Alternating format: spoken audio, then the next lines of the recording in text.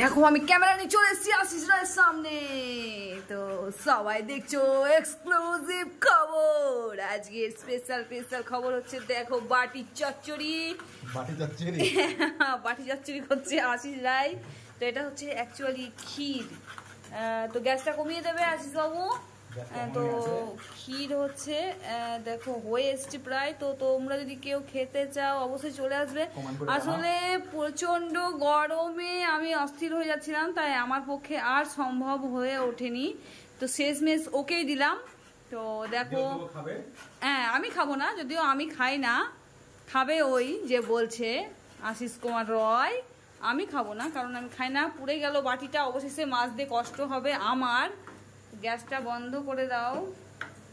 তো তৈরি হয়ে গেছে আজকে রেসিপি, আশা করি তোমরা দেখতে পাচ্ছ। এটাকে আবার আমরা তৈরি করব স্পেশাল কিছু। প্রচন্ড গরমে আশিস বাবু তো ঘেমে গেছে অলরেডি ঘরে এসে, দেখতেই পাচ্ছ তোমরা। তো চলো আবারও দেখতে থাকো। চশমা খুলে অলরেডি ফেলে দিল। তো ততক্ষণ আবারও দেখতে থাকো শেষ পর্যন্ত কি হচ্ছে। তো অবশেষে দেখছো, আমার মুখ দেখতে পাবে না, অবশেষে আমার হাত দেখতে পাচ্ছ আশা করি। তো অবশেষে এটাকে আমরা এরকম করছি।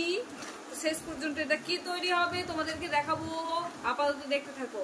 তো অবশেষে তৈরি হয়ে গেছে, দেখো ক্ষীর মালাই। ওফ, আশিস রায় তো খেতেও শুরু করে দিয়েছে। ঠিক আছে চলো, ওকে খাওয়ার সময় ভিডিও করবা না, লোকে লোভ দেবে। ওকে কেউ তোমরা লোভ দিও না। যাদের ইচ্ছা করবে বাড়িতে দুধ নেবা, একটু চিনি নেবা, গ্যাসের মধ্যে দিয়ে জাল দিয়ে নেবা, আর সমান নাড়বা আমার মতো করে। তাহলে পরে একদম তৈরি টাটকা ক্ষীর। আর